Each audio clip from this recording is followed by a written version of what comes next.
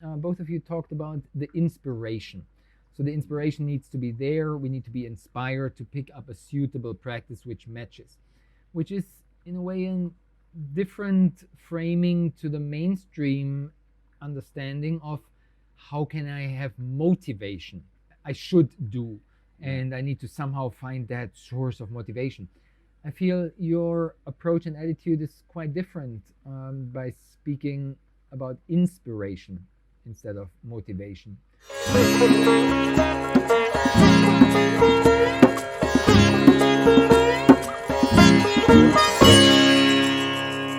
Action! Welcome to the Spirit of Yoga. We are Kirsten, Devdas, Volkan. from the Akasha Yoga Academy. And today's Tea Chat, we explore the topic of radiantly alive applied. And we jump in directly with a practical question. What do you guys do to stay radiantly alive on a daily basis, on a very regular, ongoing practice? What do you do? This is my incredibly impractical tip. Live on a volcano. That's what we have here in Bali, actually. We live on several volcanoes and are charged by that energy. And we're charged by that energy. We take fresh prana off the mountain in the form of fruits and vegetables every day. That's a good start. Ice bath, meditation, asana practice, all of the things that support the great tradition of yoga and radiance in mind, heart, and spirit.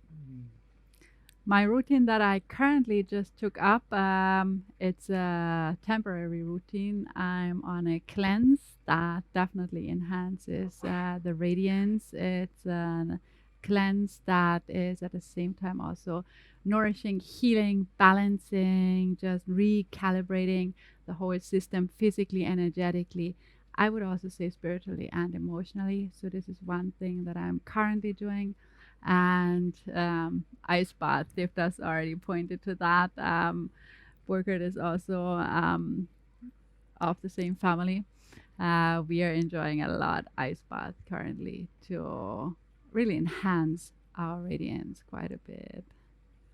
Yeah, I recently did an intestine cleanse, yogic flushing to get rid of all the stuff, of the stagnation in the colon. So there was a seasonal shift, which is always a nice refresh and reset. Generally, I get up pretty early with the sunrise. I have a glass of lime water. Recently, I put also some apple cider vinegar in addition to top it up. And then I directly hop into the ice bath, and then I go for a walk through the rice fields and jungle canyon and have a nice sunrise walk. Do a bit of sun gazing in the morning to get that brightness in for the circadian rhythm and wake up and go strong in that way. Then I come back home and I do some yogic practices, some basic asanas, some strength building stuff. Then I jump again into the ice bath because it's already getting hot with the sun. And then I go for a swim and I go super strong on butterfly cardio workout, pull a few strong laps like that. Then I jump under the shower and I used to take then directly my super smoothie with fresh pressed vegetable fruit juice and top it up with spirulina and with bee pollen and all the goodness in one. But I recently started delaying that because I got onto the intermittent fasting and start later with my first calorie intake. So I stretch that until around lunchtime, and then the good day unfolds with a lot of intensity here in our studio, lots of communication, lots of learning, project management, and recordings, and all the rest of the good stuff. And then frequently in the evening, it's time for an ecstatic dance or contact dance here in our Balinese yoga capital Ubud. There's a lot of events like that happening. So that keeps me pretty radiant and pretty alive on a daily basis. And busy, definitely. I like to keep busy, no doubt about that. So that was, in a nutshell, what we currently do, some of the headlines. But let's dive deeper into the know-how on some of the topics we mentioned, looking closer at why and how, what's the best routine and best practices in that. And one thing I like to add on top as a cherry on top of the cake, not to forget is also the sleep. So this is something I try to emphasize even more than I did in the past, keeping deep sleep, which is really recovering. So, as you see, we talk about biohacking, we talk about best yogic practices, how to take our radiance to the next level. So, this will be the first part of our podcast exploration here. And later, we take it more into the inner radiance related to the meditation practices, etc. But let's start with the juicy ingredients. What's this ice bath story about? I feel we need to start with that because all three of us mentioned that, and it's not brand new on our list, but we amplified by buying actually a freezer chest. It's like I started a trend, basically. Yeah, exactly. It's a trend Inspired setter. by you, right? Yeah, exactly. Together, Devdas and me, we were bouncing back the vitality balls, and we maxed it out already on the power smoothies and everything. So we felt we need to take it up a notch because life gets pretty intense these days. Yeah. So we felt we need to double down on the basics of vitality, and ice bath was a clear call. And to always go to some spa, whatever is expensive and not really logistically practical on a daily basis. So we found the simple do-it-yourself workaround of getting a home freezer, like a kitchen freezer, but not a vertical door rather opening like a fridge, but a top loader, which has the door on top. It's called a freezer chest.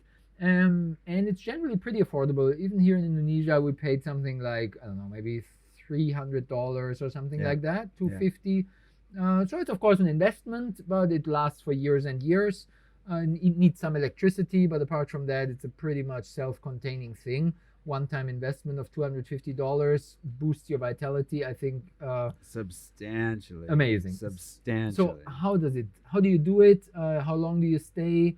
Do you do breath work like the Wim Hof style with it? Yes, no, sometimes. What type of breath? How do you warm up afterwards? I actually do. How do I warm up before? I try to warm up in the sun before, I told you. So that's a how good do you trick. handle That's a good trick. I like it. I mean, I feel like there's so many different approaches and none of them are right and wrong. A friend recently told me that the target temperature should be between 10 and 12 degrees Celsius? Celsius. Oh, I would say that's too much. Too much means too cold? Too high. Too high. No, that's too high. Too I high. would go colder. That was Mark Law's recommendation. Okay. Listen to the experts. Sure. Different opinions, like you said. But different opinions, different approaches. Actually, some of the studies that were done on it were done in significantly warmer water than 10 degrees, but for much longer exposure. So, and I think that's basically like the balance in cold exposure is like when it's really, really, really cold, you can't stay very long. If it's a little bit warmer, you can stay a little bit longer. One day when we had it really cold, we had it at like 5 degrees, right? Kirsten and I, and we were trying to see who could outlast. Kirsten made it 30 seconds, and I made it like a minute. But just at a minute, it's like there's no question about getting out or not getting out. At least in my mind, it was like, okay, it's time to get out. But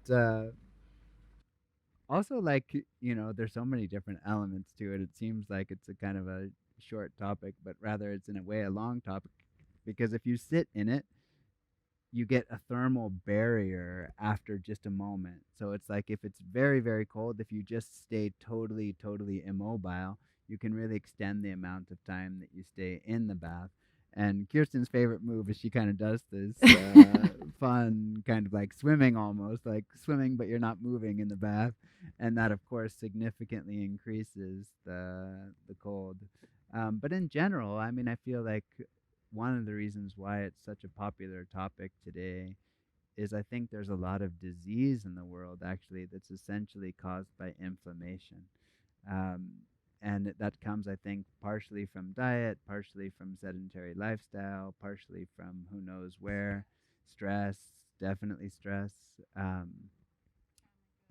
chemicals in our environment, and then it's lack of sleep, and then it's like, okay, you know, you've got to do something, or it's worthwhile to do something to kind of try to combat that.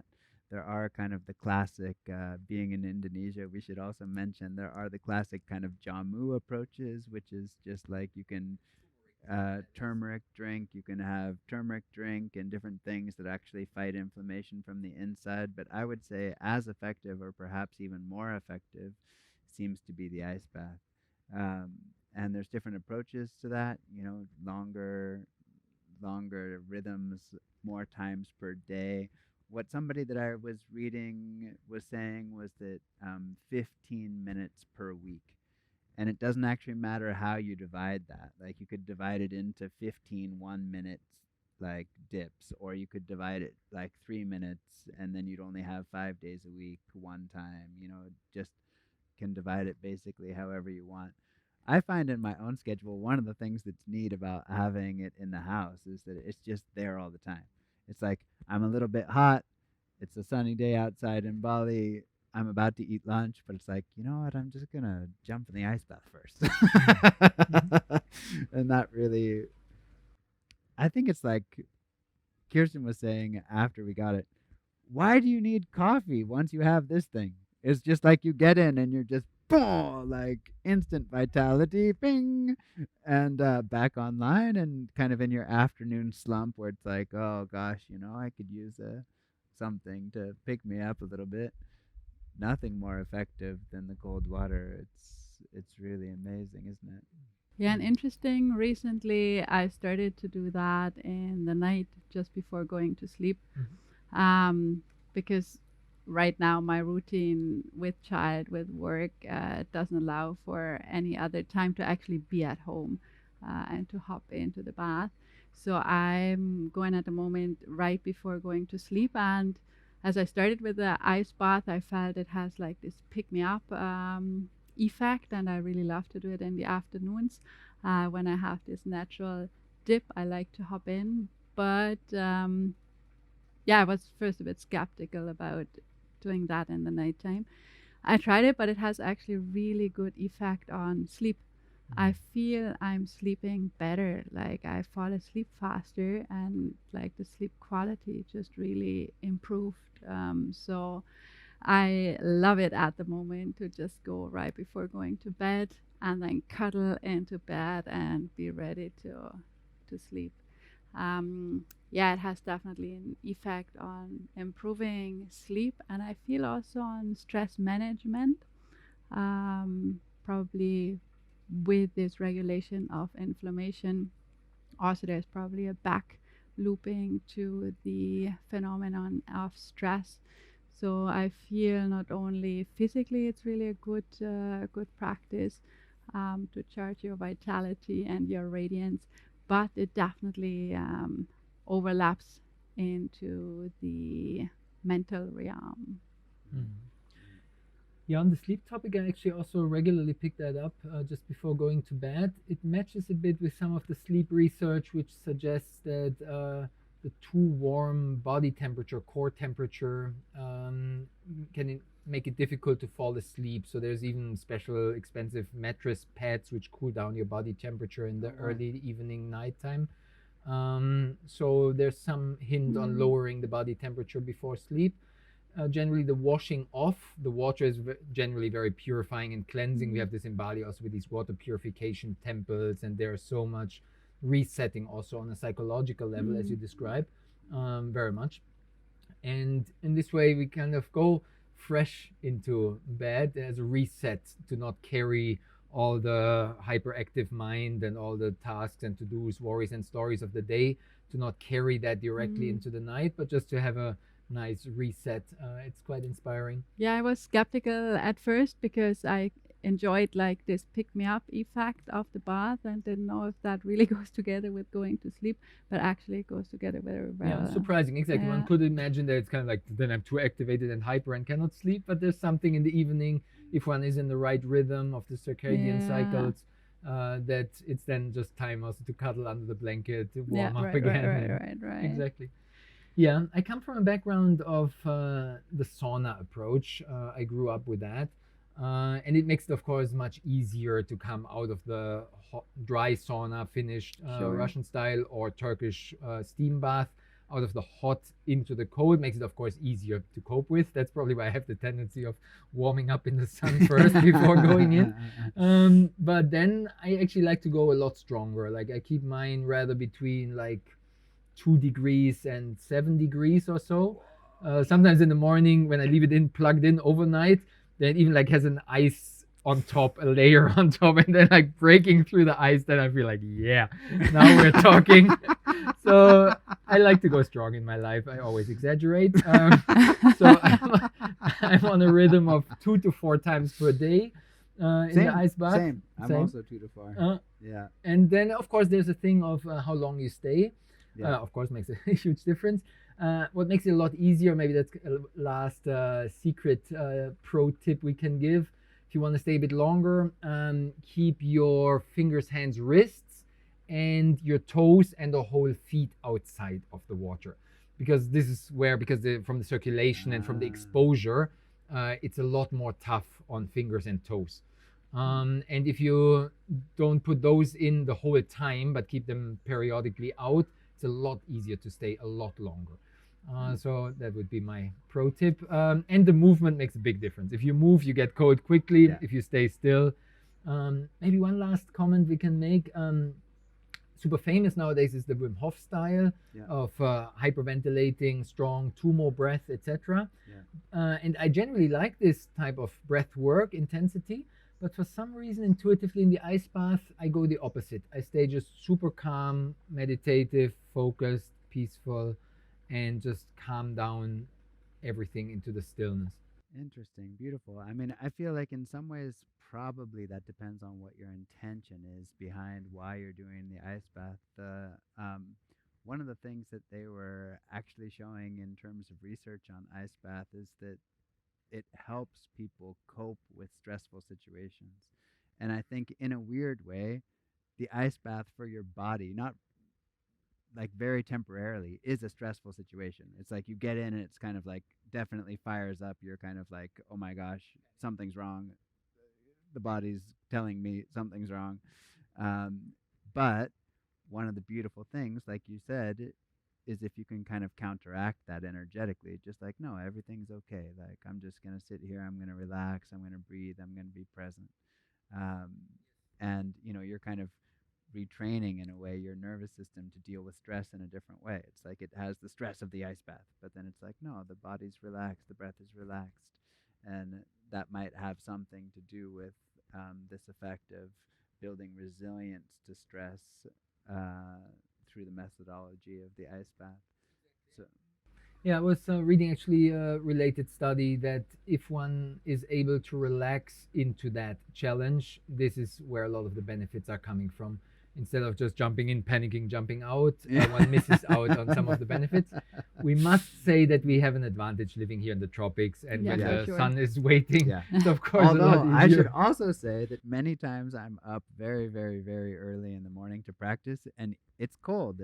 No, it's not. It's tropical cold. We're talking about... This is Germany versus California. Yeah, no, we're talking about 23 Celsius, which must be something like in the 80s, 90s or something Fahrenheit. In the morning, you think it's 23? Yeah, it No is. way, no way. We have students and graduates who are from Scandinavia. So I remember a few good ones of those, and they do the proper real deal thing. In the winter in Scandinavia, it's another thing if you jump into a lake with snow and so on. We were talking about it on one of the Zoom calls, and I said to the man, oh, I have a freezer chest and I like to go ice bath. He says, oh, I also have an ice bath. There's a heat wand inside. I said, what? Like, that keeps it from freezing overnight. the lake hole stays open in the frozen lake that you can still go inside. It's not even. I think it's an actual tub. Tub. And he was like in the dead of winter. He said, "That's my real challenge." I think he was Canada actually, and he was saying kind of like below zero normal temperature. You go out in the below zero and you get into the freezing water, and I was like, that's next level ice bath dedication. Good. So we could stay much longer on the ice bath topic. I'm sure maybe we do a dedicated podcast in the future just on ice bath secrets and invite a suitable guest, etc. But I think it's good if we move on because our main topic is Yes. radiantly alive, Yes. and we start exploring also other areas. What helps you to stay in this vibrant, high vibe state? How do you keep up your physical vitality? How do you keep that energetic momentum, that glowing, shiny vibrance? Which is in a way so natural to the hatha yogis specifically. What are your best practices, tips, and tricks around that? Beautiful. I find in my own practice, I try to let it just be all about inspiration. Um, and I've been practicing a long time. I started when I was 15, so it's been many, many, many, many, many, many, many years. And what I've found that keeps the practice really alive and fresh is just finding constantly new inspiration. And it can be something really simple. It doesn't have to be complicated. Like recently, my inspiration has been a lot about Nadi Shodhana, just simple alternate nostril technique. And that's just like the most basic pranayama. It's what you learn in your kind of most basic, simple class you learn. But there's always something more to learn in the basics. There's always something really to refine and really go deep and really understand in a different way. Recently, I've been practicing Nadi Shodhana probably like 15 minutes a day. Alternate nostril breathing. Yeah, yeah. And that's a lot because it involves holding one hand up. For other pranayama, I would say, okay, 15 minutes isn't that much. But for Nadi Shodhana, 15 minutes is a lot because that one arm gets tired. It's true. So I've been kind of breaking that into like maybe 3 times 5 minutes, something like that. Maybe 3 times 6 minutes. But I don't think it's so much about the technique, actually. It's about the inspiration, like finding what makes just joy naturally occur. And for me, that's been a lot about pranayama, I would say mostly, but also you can rediscover that in your meditation. That was Kirsten's beautiful sharing on the last podcast, just finding, wow, I'm going deeper in my meditation, even though I have a lot going on in my life, a child, a business, and lots of things happening. I'm still finding a way to just open up to the inspiration of the moment and discover,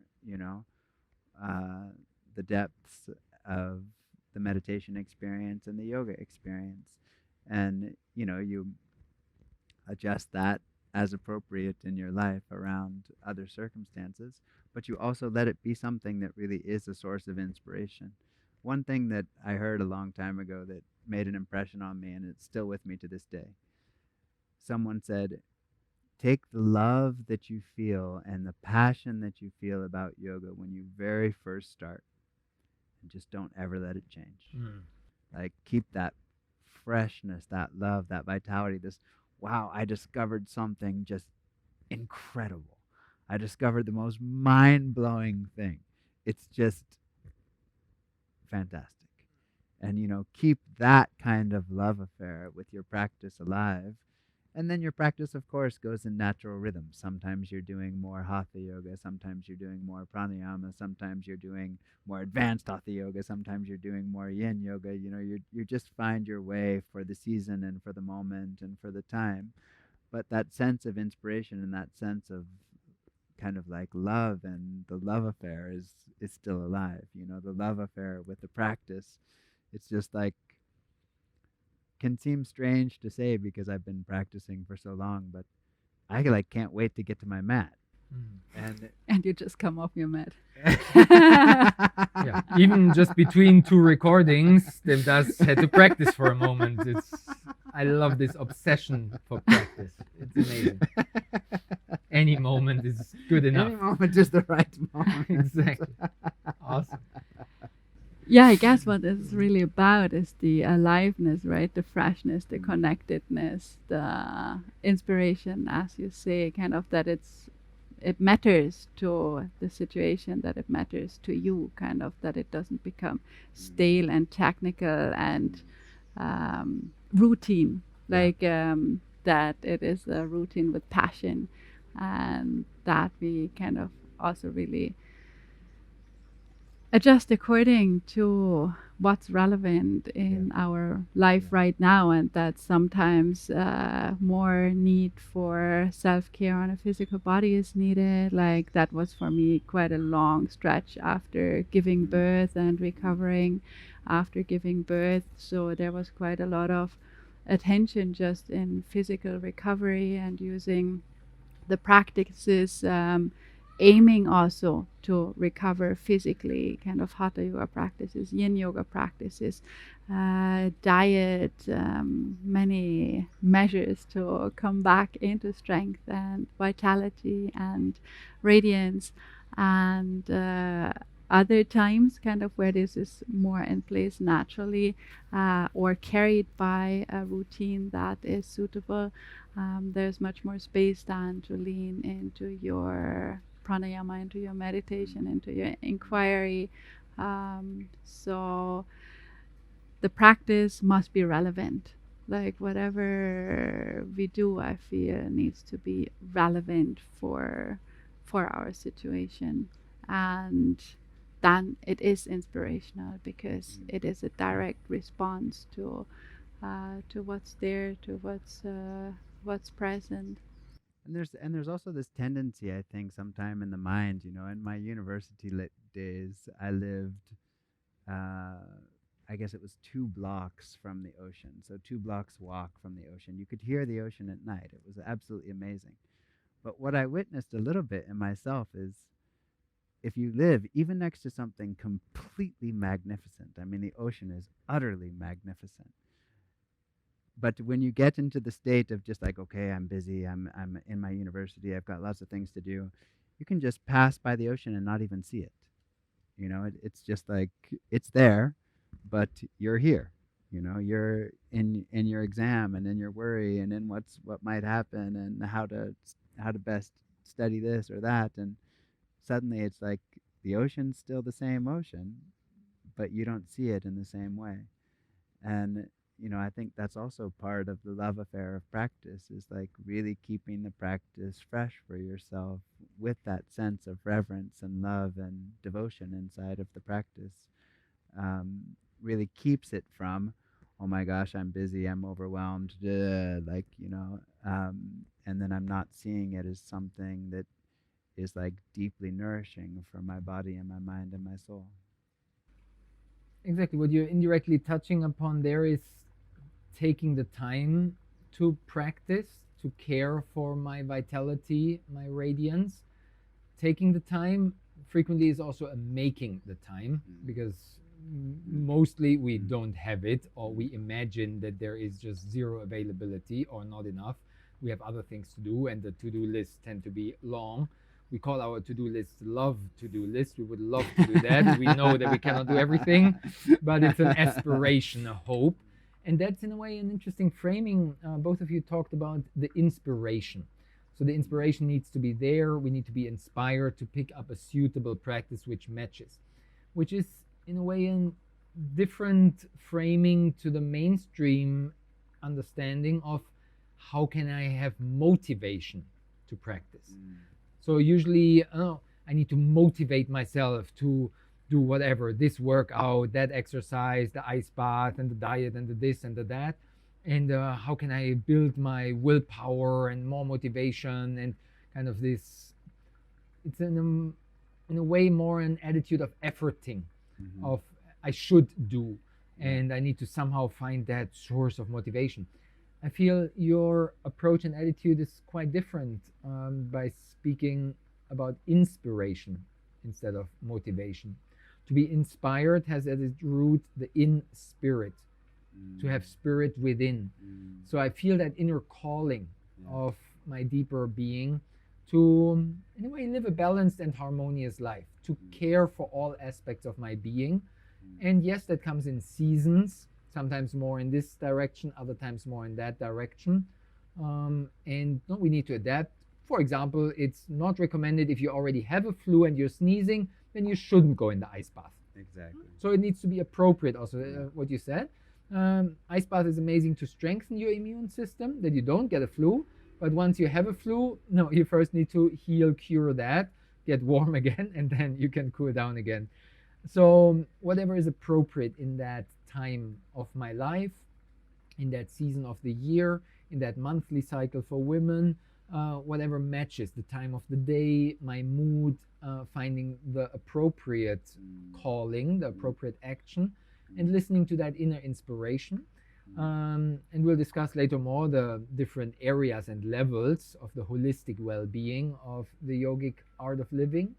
But seeing also that aspect of coming from the heart, that was in a way the foundation before we go into other techniques and practicalities.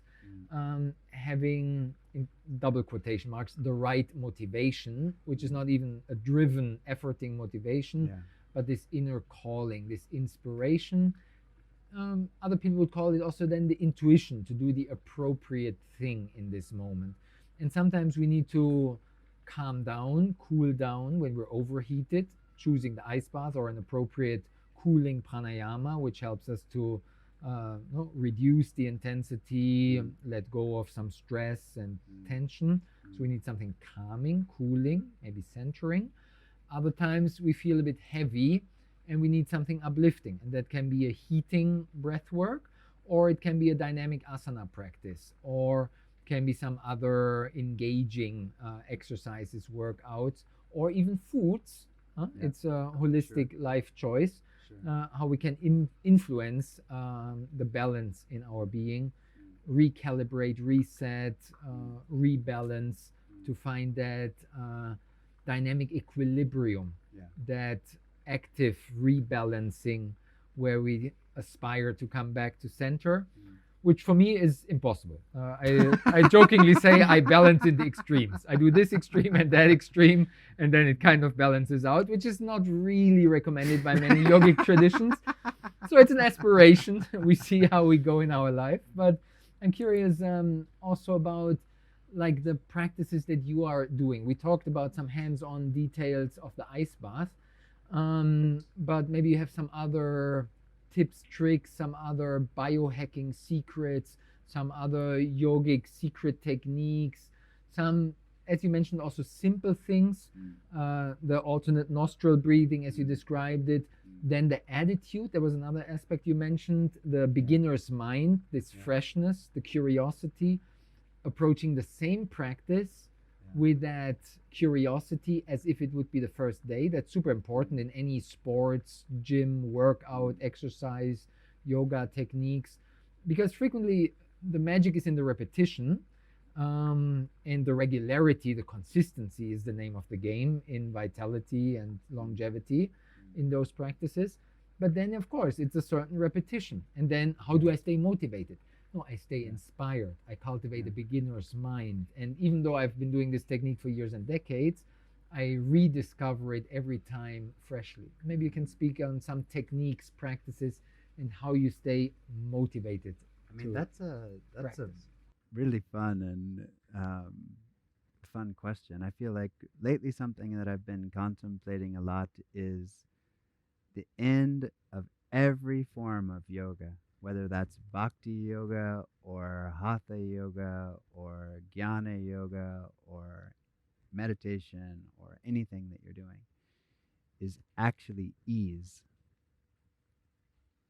And even when you see hatha yogis, they can do these insane poses, kind of Instagram, one legs, both legs behind the head, and then full body up on the arms and every other kind of thing.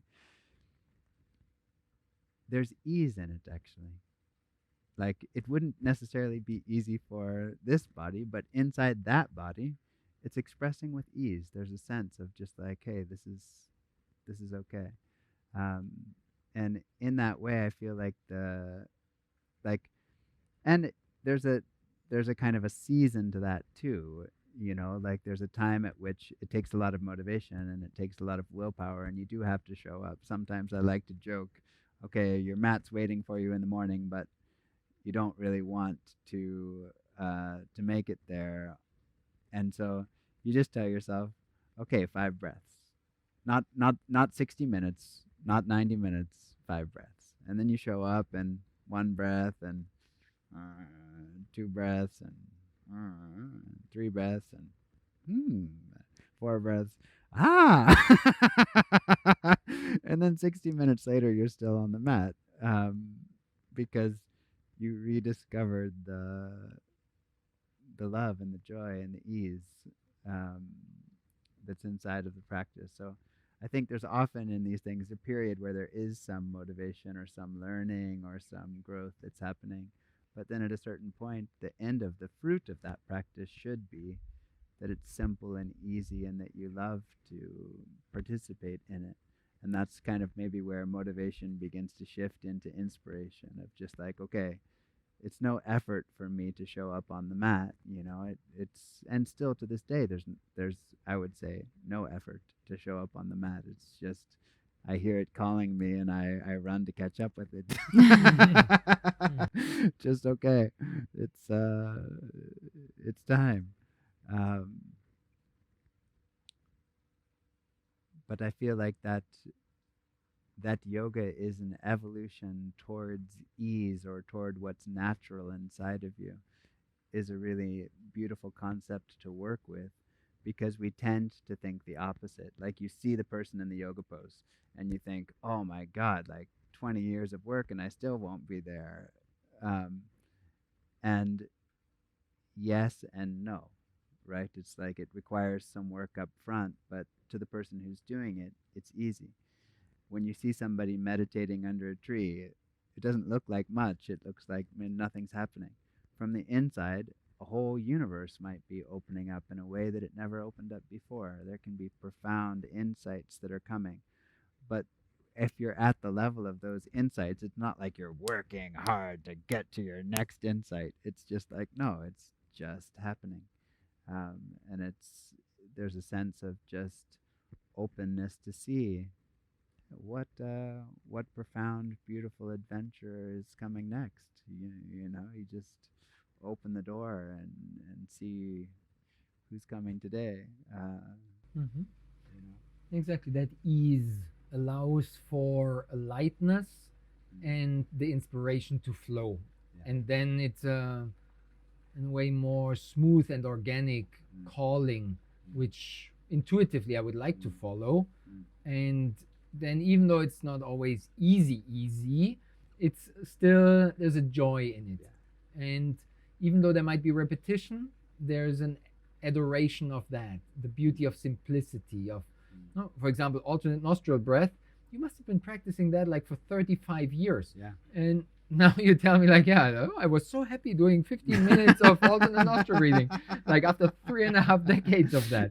So no, you cannot force yourself with willpower and endless motivation and like efforting into it. No. So this might be a dichotomy which we can describe there, that we have the ease and lightness and joy, which then intuitively leads to an inspiration, versus an I have to and I try hard and efforting, and then I somehow need to build this motivation for something which I just don't really care about and I'm not really interested in, and but I have to, I should.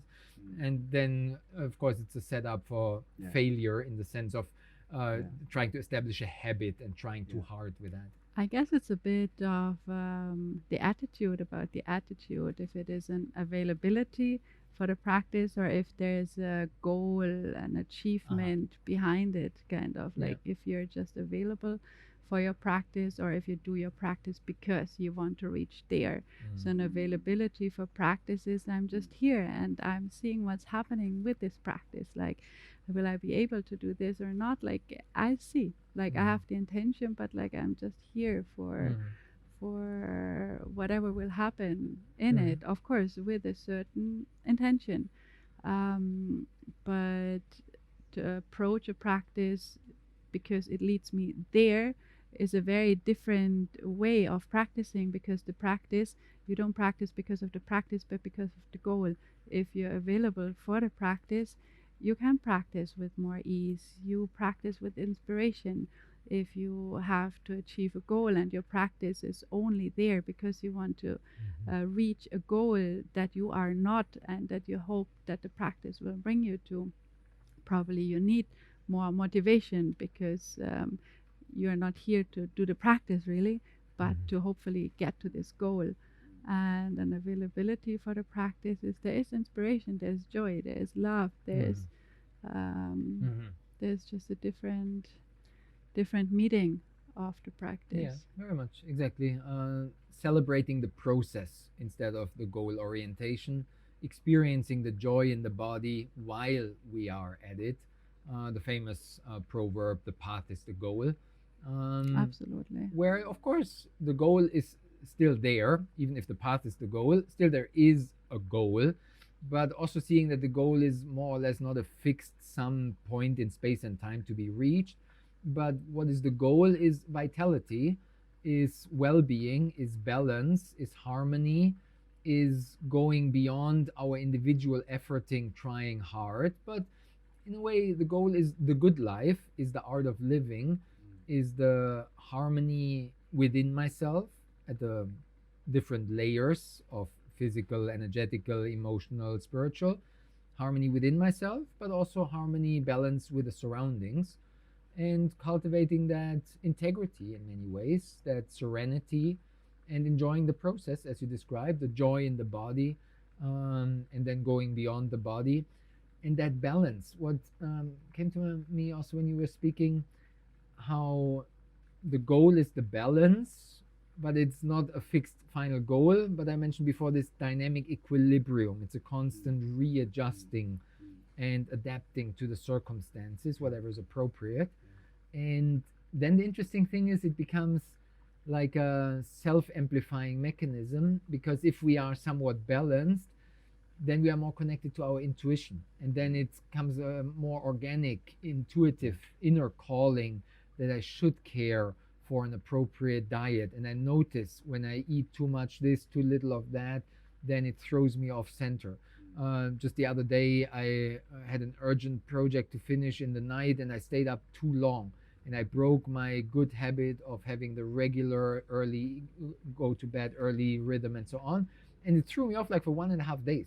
And on one hand, I felt like, wow, I'm getting a bit older here. Like in my young days, I would have It's been, true. would have been It's easy, different would have with been easy. everybody. Like for decades of my life, I was just doing whatever I wanted. I still stayed strong and vital. But that's something we notice also as we get older, past mid 30s into 40s, and the later it gets, the more, in a way, fragile the organism gets, and we need to put some additional effort. And there's basics even of in the older age also building muscles. I was researching a lot on longevity practices, etc. And there, it's a clear call that in the second half of your life, kind of 50 upwards, it's highly recommended to actively care to keep a certain muscle mass and strength in the body, because otherwise, of course, we just get weak, and then we cannot do basic stuff anymore. Of course, mobility is famous in yoga also, but also the strength, because then we fall, there's not enough muscles to protect the joints, we break the femur or hip problems, etc., and then frequently things go down. So maintaining muscle mass and other things are very important in the long run to sustain that vitality.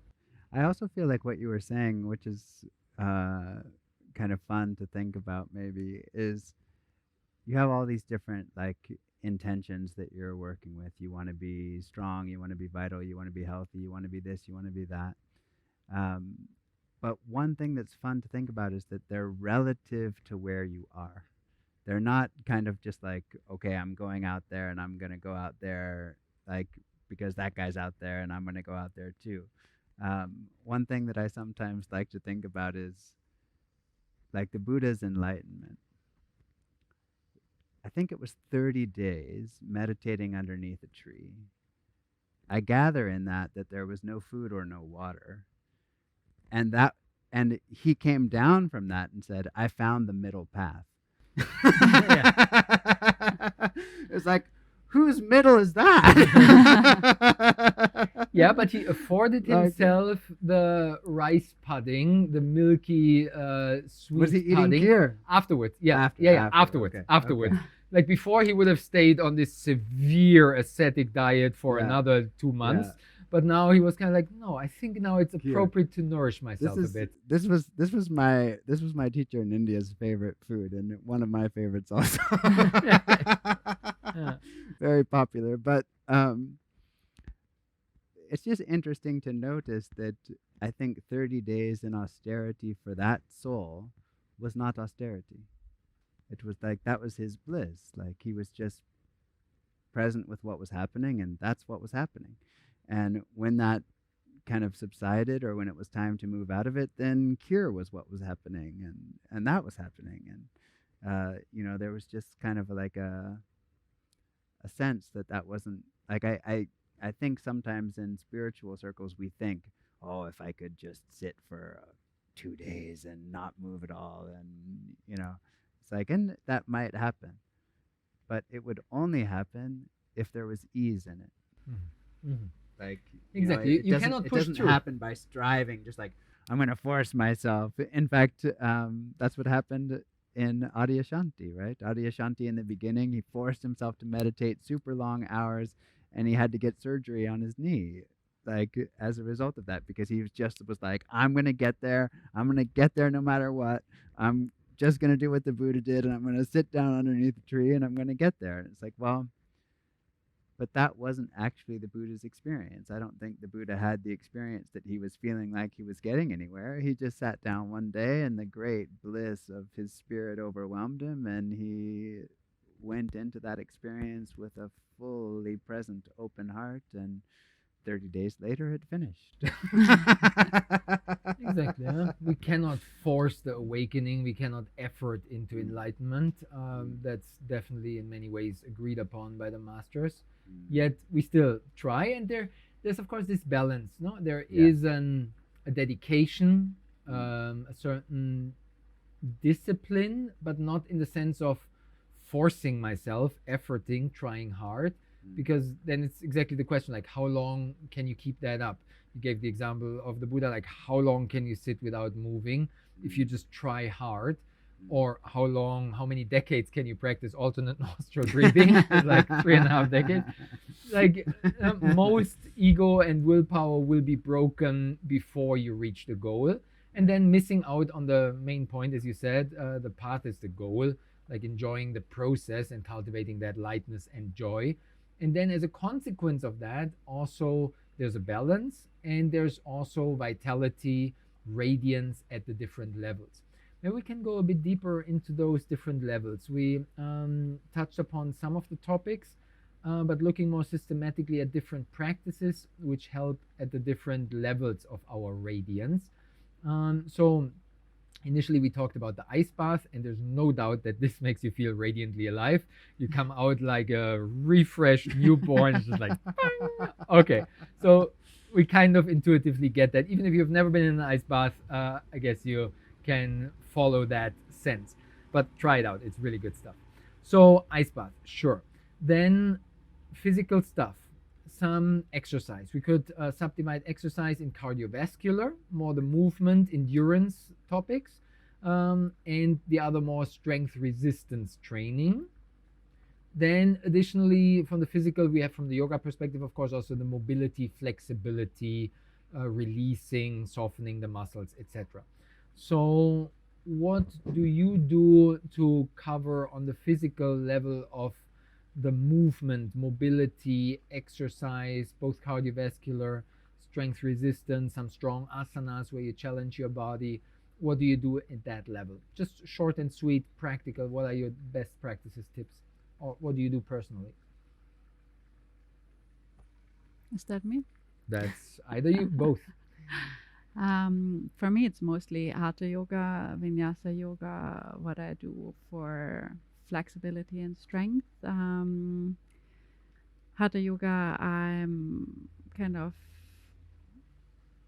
balance it with also some strength movements kind of that I weave into my sequence. So it's hatha yoga, inspired to, or kind of bringing into hatha yoga some elements that also bring additional strength, because of course hatha yoga is not designed really as a practice to particularly strength train your body.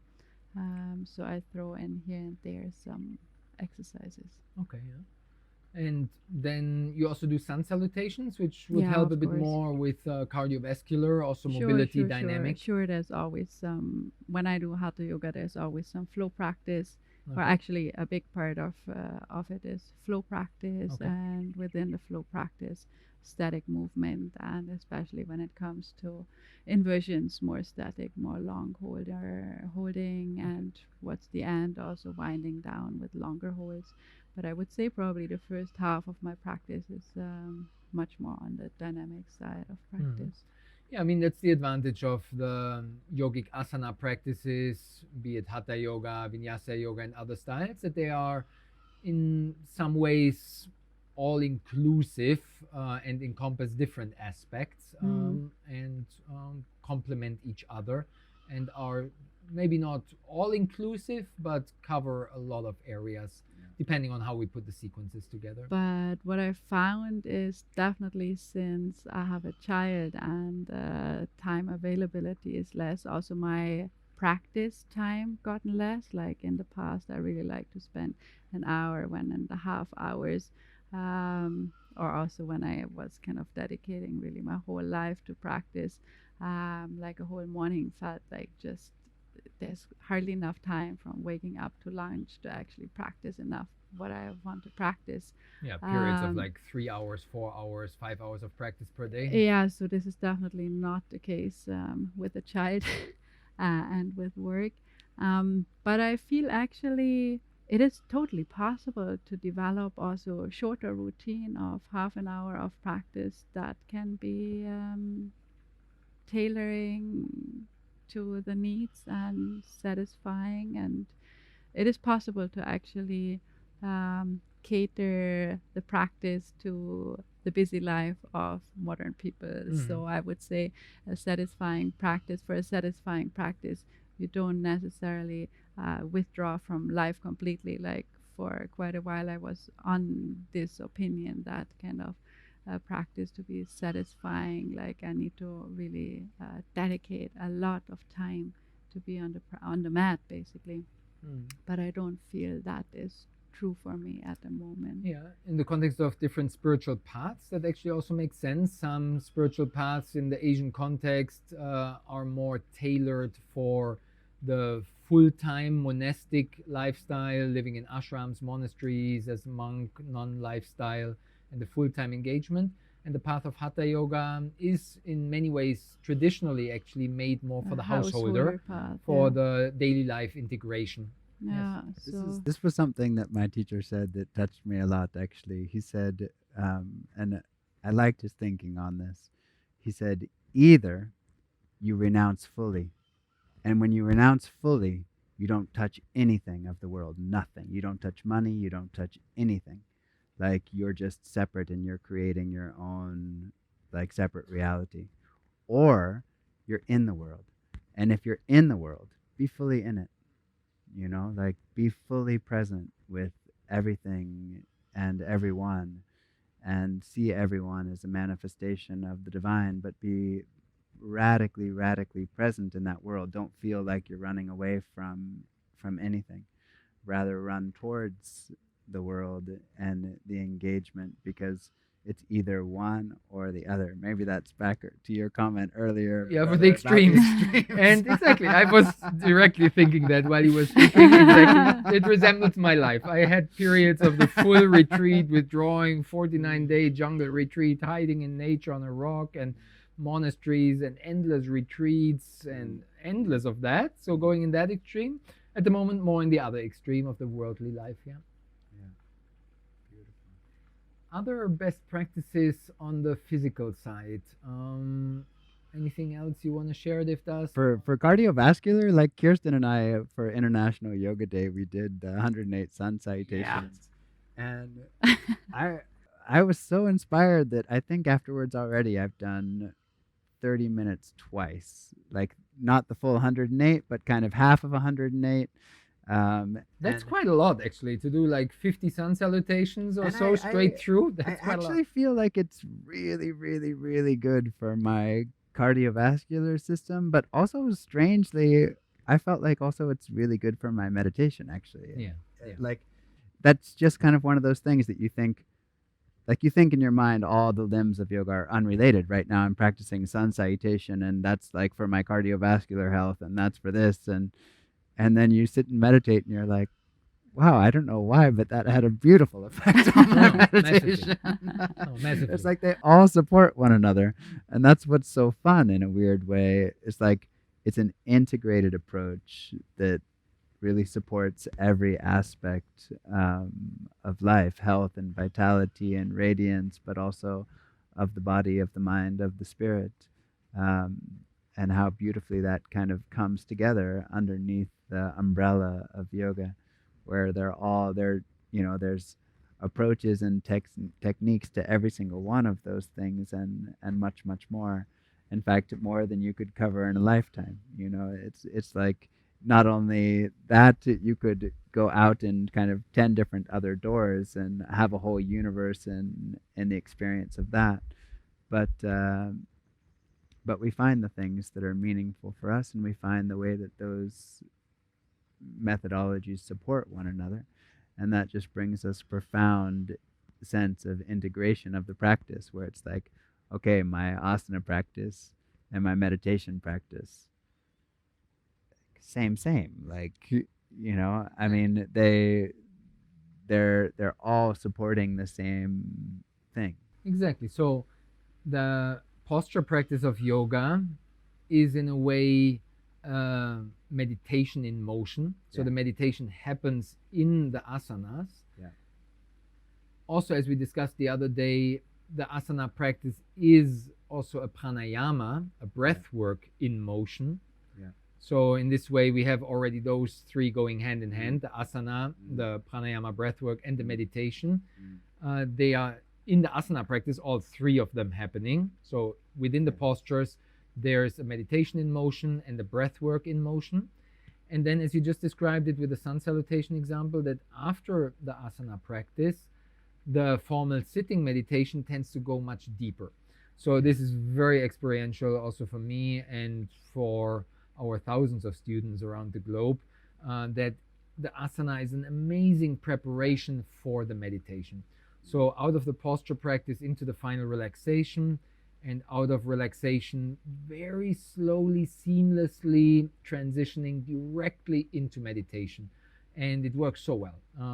It's basically, you don't need to do meditation, try to practice techniques of meditation, but the posture practice of asanas, the relaxation, induces the meditation. So this is in many ways a forgotten secret of yoga. Or invites meditation, Invites, yeah. like posture practice and breath practice invites the spirit of meditation. Very much.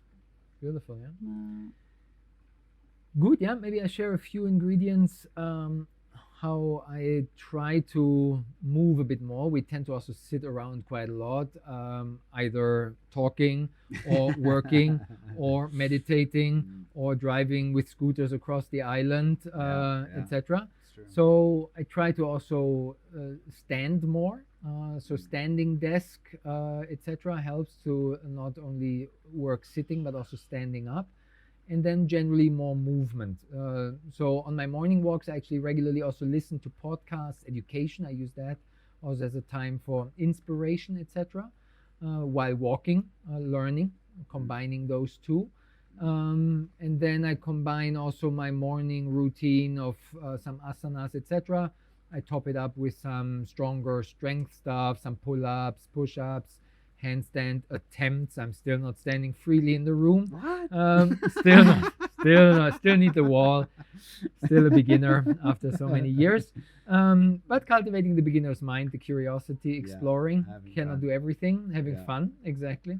That was actually also very inspiring for me, how you picked up a few years ago this arm balancing and handstand practice, where I was kind of like, whoa, I thought Dev Das is kind of like a sedentary yogi, like he likes to do this breath work, pranayama and meditation stuff, and suddenly he's like attempting not only handstands, but he like wants to go into the advanced levels of handstands and dedicates himself to that. I was like seriously not only surprised but impressed. I was kind of like, yeah, this is a real yogi, like, past midlife crisis, putting a proper challenge of handstand arm balance, like the real deal.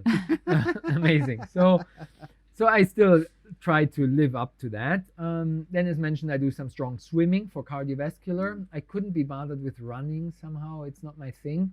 I still, just today again, I was like, yeah, maybe I should do running. I should get some good running shoes which protect my joints. I get worried that I ruin my knees with running and so on. So I have excuses. I keep on. So as soon as I get shoes, maybe I'll occasionally run. In decades didn't really manage. But what I do, I run on the dance floor. So for me, ecstatic dance is my main cardiovascular. So it's jumping, and it's full inspiration, aspiration. It's fueled by endorphins of the collective high and everybody flying to the next level. The emotional and energetic high vibe of ecstatic dance. Wow. Like the combination of that, of just blissing out and cardiovascular at the same time, it's a prime example of, I couldn't motivate myself to do running, but together on the ecstatic dance floor, barefoot, drug-free, collective high, Sunday church, like it's priceless, it's unbeatable, and I could never force myself to so much effort, motivation of jogging. I think one of the things that Western science is finally kind of like basically proving what yogis have known forever is that states of consciousness are much more contagious than what we believe. Yeah. And we were talking earlier about stress. They did this research study about taking a stressful work environment, and they put somebody inside that room who had nothing to do with any of the work there. Like they were just completely unrelated. So the person's just sitting there, just relaxing, basically, no reason to be stressed. In that environment, even just for an hour, they could come out and they could measure a significant increase in the stress level in that human being just by being in that environment. And it's like, wow. Like the states of mind are way more contagious than what we believe. And that's also present on the opposite extreme of your sharing. It's like you're surrounded by people who are in a very high vibe and with very beautiful, very ecstatic kind of feelings. You also immediately pick up on that and you feel that, and maybe you can, do more or express more than you might normally because you're in a room surrounded by creativity and joy and connection. So it's just interesting to notice that many of the states that yogis are talking about are actually in some ways contagious. And then it's like one way to seek inspiration is to surround yourself by inspiration, right? It's like if you're in an environment where everybody's inspired and they're passionate and they're loving what they do and they're profoundly connected to that, it's going to be easy to love what you do and be connected to that. And, in every spiritual tradition, you have some idea that's akin to the idea of Sangha, which basically means community. And it's like, okay, surround yourself by people that love the thing that you love. And there's so much exchange of idea and excitement and enthusiasm.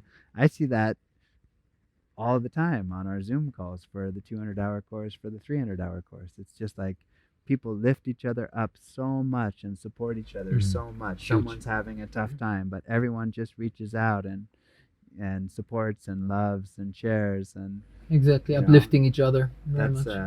That's I feel like also in a weird way, that's one of maybe the real secrets of the exploration of radiance, is like not just radiance for myself, not just for me, but my community, my people, what I surround myself with.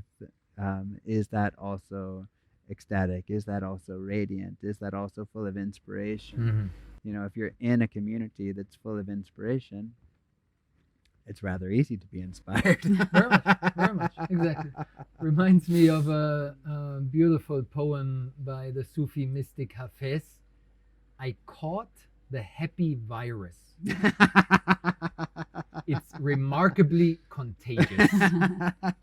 So he knew that centuries ago, and that the happy virus of the spiritual quest, of the heartfelt love for the divine fulfillment, is a contagious mission and can be so mutually uplifting. And like you say, it's in spiritual communities very common that we uplift each other, help each other out in that heartfelt connection, etc. And even in the mundane material world, whatever, even basics, whatever. You go to the gym, there's other people working out. It's kind of at least motivating Motivates you yeah. and gives you some like wow. Yeah. And no like accountability partners showing up for each other, checking in with each other, or in teamwork, going strong together, having some whatever quarterly goals to reach. Of course, frequently it's then the team spirit and the ego, goal, motivation, and so on. Fair enough in the material world. But it spans in a way from the most basic material, physical workout, Yeah. all the way to the spiritual of aspiration. I remember it also in many meditation retreats when we were sitting kind of overtime, whatever. It's already a 12-hour schedule of the retreat all day long, starting at 6 o'clock in the morning or earlier. And Buddhist retreats, like 4 o'clock, the bell has already been ringing. 4 o'clock, sit down to start meditating. 3:30, the bell. So it's already a full day. And then in the evening, it's kind of like, yeah, the knees are sore and the back and so on. But then either the teacher or some fellow meditators, they just stay longer afterwards in the evening, 9 o'clock, 10 o'clock, and then just staying together and sitting longer and going deeper and deeper. And the absorption, the stillness of the night, like gets so profound. And then together, I remember also Kirsten saying in one retreat, kind of the women were sitting in one corner there, and it's kind of like together amping up the level together into samadhi. There's like a transmission also energetically, of course, as we know, if one goes deeper on the spiritual path, not to underestimate how strongly the energy also transmits, not just as a kind of like we feel good together, we smile at each other or something, but it's a subtle energetic transmission which is possible and actually happening. So we could stay longer on the physical topics, and I trust we come back in some other episodes to also diet and sleep and biohacking in different expressions. But maybe we can stay actually on that thread and round it up with some inspiration for the meditation. So, how does the meditation practice relate to radiance? How can I cultivate this high vibe, this vibrancy through contemplative practices, which in some ways seems counterintuitive because on the first view it's this more workout, dynamic, beach body, physical ice bath radiance, which we associate externally with radiantly alive, buzzing. And on the first view, a sitting meditation practice seems kind of like dull and it's passive. And as I said, it's like part of the sedentary lifestyle and you're kind of just lazy, like move it. Like, how can you be radiantly alive if you're just sitting around? So it's counterintuitive, I would say, for the first perspective. Maybe you can share some insights on this deeper journey, how to cultivate a high vibe in meditation, which is not so easy to see maybe from the outside, that inner radiance. Well, I'd be very curious to hear your perspective on this too. But the recently there was a study by Dr. Joe Dispenza in America, and he took a group of people that had never meditated before, and he had them do, I think, just 10 minutes of meditation per day. Before he did the week of meditation, he took their blood values and he took 3,000 values in people's blood. So it was a massively comprehensive study, as comprehensive as you can imagine. He could prove a significant change in the values of the blood of 100% of the participants. 100%. So it's like if somebody asks you, would meditation change your blood health? You'd be like, come on, that's a bit iffy. That might be a little over enthusiastic. Yeah, you didn't change anything in your diet, you didn't do exercise, you're just sitting around. Exactly. But scientifically proven. Just like changes your body. Just like, and I think that's kind of what we were talking about a little bit before, right? Like the integrated approach. It's like, okay, you're just doing a little bit of meditation. That's profoundly affecting your blood, your body, your health, your vitality, all these different levels of our being, because they're not separate in the first place, right? Like our spirit and our physical body and everything else is one integrated whole. And what you do to discover who you are affects your body, affects your mind, affects your health. Yeah, Very I relevant. feel meditation like is surprisingly even touching the physical body in a way of thinking meditation practice like a routine, like not just a single meditation but like a routine of meditation practice um, improves your sleep. If your sleep improves, your physical state Yeah, improves. as simple as that. Sure. Meditation has proven to even interfere with the inflammation that's caused by stress by reducing that actually in the body, um, which has a physical effect but also like an emotional effect, like stress and stress caused inflammation is a cause for anxiety, is a cause for depression. So when I meditate, I also basically do a mental health care, and in this way like take care of radiance, right? Like emotional radiance. Meditation is increasing mental clarity. Meditation is improving memory. Meditation is just making basically the brain work more efficiently, and in this way also increasing the radiance of the mind. And of course meditation is in essence what it's really there for, to get in touch with your soul nature, um, and to live basically as your divine expression in form. And in this way is definitely meditation is cultivating the spiritual radiance. So meditation is kind of an all compassing practice, I would say, that can be taken up for cultivating radiance. Yeah. I feel like what you said about meditation in the mind, it's like, it's so clear that that's the case that sometimes I have to tell people who are learning meditation, okay, just keep a journal right next to you. And when you're done, write down all the amazing things. Because otherwise it's a distraction, right? You can go totally into that thing, but it's like, okay, rather take a moment, write it down, let it go, back to your meditation, because many times people have the clearest ideas, the most lucid ideas, the most intuitive ideas actually come to them when they step out of life for a moment into their spirit. And then it's like, whoa, this kind of flood of creativity comes as a result of that, because they've opened up some doors of their perception.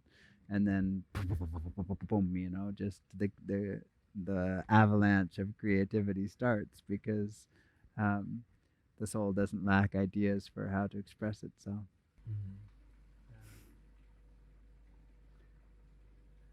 Other secrets related to vitality. You gave an interesting hint how the formal meditation practice, be it in the morning or in the evening, helps to improve the sleep quality. So it's in many ways intuitive. We organically understand that it helps to wind down in the evening before we go to bed to cool things down. We had a bit of the question with the ice bath. Intuitively, it seems a bit counterintuitive, not 100% matching, but even that works. So sometimes it can be surprising, but probably like going for a full long run and having a stressful meeting directly before going to bed, most people would intuitively agree that it's not the best preparation for sleep. So a calming down, soft routine, maybe even a formal practice, some yin yoga, restorative yoga, some calming, cooling down pranayama, some mindfulness meditation practice intuitively makes sense to wind down and improve then the quality of sleep. Nevertheless, of course, we have temptations of our devices to stay online till the last moment before falling asleep. And depending on what content we consume there, can be, of course, counterproductive for the depth and sweetness of our sweet dreams. So that's in some ways makes sense. How then the meditation prepares me for the sleep.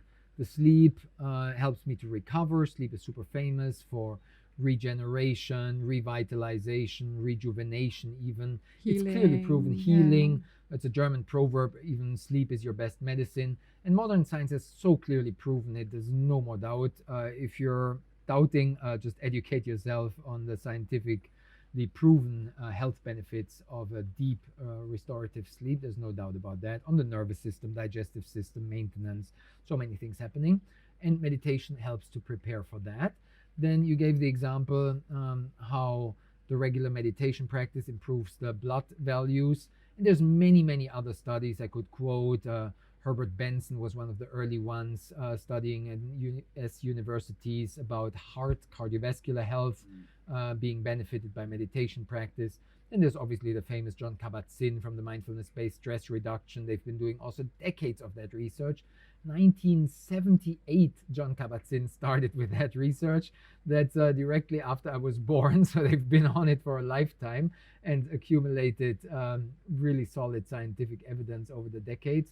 Many other research hints are there. The Heart Math Institute researching the physiological benefits. Mind and Life Institute, Tibetan Buddhist monks, meditation masters being researched by modern scientists in MRI, CT scanners, many new modern technology applied to research the benefits of meditation on the physical level. Nervous system, sleep, cardiovascular health, so many other examples could be given. But maybe we take it to round it up more on a practical, experiential level. What is your experience, your direct sense? How does that radiance feel? What are the types of meditations that are helping you to induce these types of radiance, of that inner glow, of that light of the heart, of those energetic experiences, of that psycho-spiritual openings of chakras, of those light visions, of those advanced altered states of consciousness coming from the wonderlands of consciousness, or the simple basic joy in the body of just moving with awareness, with this beginner's mind that you mentioned? How do you cultivate that in your own practice? My practice is spiritual heart meditation, and I've been so far quite satisfied with that. So, spiritual heart meditation is basically a combination of breath awareness. Breath awareness is a very common entry point to meditation, like a very common way of fostering concentration, and through concentration, moving into this expansion of consciousness of meditation. So, breath awareness, and specifically in breath awareness, working with the moments of breath cessation. You mean So pauses after the breathing? pauses after breathing, so after inhalation and after exhalation, to just stay like not extended times, but just like consciously settling, stopping, resting, like just being in those pauses, like, and in this way, kind of slowing the mind and life completely down and kind of preparing the ground for stillness to arrive. So I find breath awareness um, a very good start for meditation. And heart centering is what I'm practicing. Heart centering is simply to bring your whole self into the heart, and it is known by sages that confirmed by many sages that the heart is kind of a secret doorway into the other world, outside of the manifest and inside. So there's a secret doorway to self through the heart, like it's almost a physical reflection or an energetic reflection of spirit. And it is really true when you're sitting there and you're really deeply absorbed in this space. it is alive. Like there is aliveness there, and you can kind of dissolve yourself into this aliveness, and with that comes such an enthusiasm and just like a very subtle sense of bliss, of being in stillness and expansion. So heart awareness is another part of this meditation, and self-inquiry. This is just to check in, basically, what's your location, kind of what's your reference point in your meditation, and that can really lead to kind of a perplexity or wonderment, or just like of an opening to deepen more into that stillness. And this is what I'm practicing. I like to start my meditation, especially kind of when I feel very busy, with simply counting my breath and kind of first, work a bit on concentration and streamlining the mind. It's a bit similar to doing your asana practice before, but in a shorter time, so to speak, to work with breath awareness and counting and kind of bringing clarity and concentration into the space. And from there, just like using the different doors to get in touch with stillness. Yeah, the keyword stillness, which on the first view could be misunderstood as a passivity, as a dullness, as in a way the opposite of aliveness. But it isn't. But it's counterintuitive, it's the opposite. What I like to call the vibrating stillness. I even used to have an email address like that until I lost it and it evaporated in the emptiness. The vibrating stillness. So it's what in the Indian tradition is sometimes called spanda or spurana, this borderline territory between movement and emptiness. So a vibrating stillness, this initial movement, this primordial vibration of Om is related to this aliveness, to that vibrant buzzing at the intersection between dynamic engagement of polarity and stillness, emptiness. So this gateway, as you describe it, the heart is a portal, an entryway into that, and then this radiance of the heart, this subtle, refined vibration, which is, on the first view, kind of so subtle that we can easily miss it. Yeah. That we don't have the sensitivity, the receptivity to even perceive it. And even if we perceive it, it's kind of like, so what? Listen more carefully, go deeper. Stay there And go deeper. I was preparing a course for our meditation teacher training recently, and I was reading a book of techniques, kind of classic scripture of techniques, and it was described: pause the breath and go into the energyless, energy-filled center. And it was just like, it's exactly what we're talking about. It's like there's nothing there. It's just emptiness. It's just stillness. Yes, that's right. But there's something there, profoundly there, also. Energy-filled. Energyless, energy-filled. And in a weird way, when you perceive that, you recognize it's both. It's like, it's absolutely still. It's not moving. And yet, it's absolutely alive and it's vibrating. And that kind of just like can't be understood with the mind, you could say. It's like that has to just be listened to and experienced in the depth of your being. And I love this thing sages sometimes say, even 1 second of that, you'll understand. Even a millisecond, just, it doesn't, it's like, because you've seen it and it's like, then you cannot unsee it because it's part of who you are. And that fuels, I feel, the aspiration we were speaking earlier about, like where to get motivation for practice, Mhm. where does the inspiration come? I feel like once you touch that, it's just there. Like Yeah. it's Yeah. just there.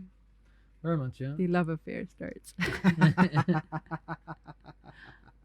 I remember these monthly 10-day silent meditation retreats which we used to do, and there was maybe the first at least 5 10-day silent retreats where it was mostly just mind chatter, just basically very strong or light versions of mind chatter and trying to concentrate. And then somewhere in the fourth, fifth, sixth retreat, I remember having like just one or two sitting sessions where there was 10 seconds roughly of timelessness, of this radical opening into the stillness. And a bit like you mentioned, it cannot be unseen. It's Yeah. not self explaining because it's not a verbal, conceptual thing, but self evident. Yeah.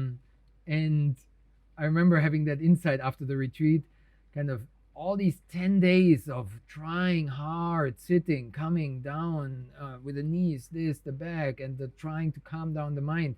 They were worthwhile for 10 seconds of this there. 10 days for 10 seconds.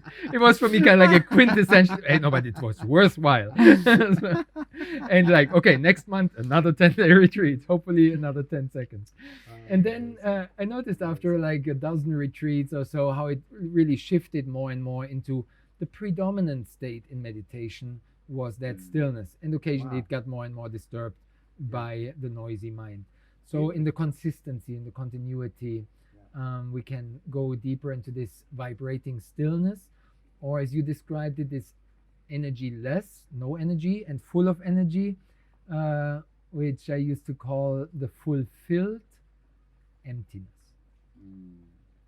It's fulfilling, it's content in its nothingness, in its emptiness. So we'll wrap it up, and I'm truly thankful for this vast exploration of radiance on all the different levels. I trust that you found not only motivation to practice more, but hopefully some inspiration, some heartfelt calling to go deeper on this journey. And I encourage you to check out our other episodes. This month we've been exploring Radiantly Alive in greater detail. There's a variety of guests also speaking from their expertise. And I'm looking forward to the next chapters where we go deeper also in future episodes of biohacking and other advanced yogic secrets to explore the wonderlands of consciousness and vitality together. So this was Wisdom in Motion with the Akasha family. Keep shining in the spirit of yoga. Om.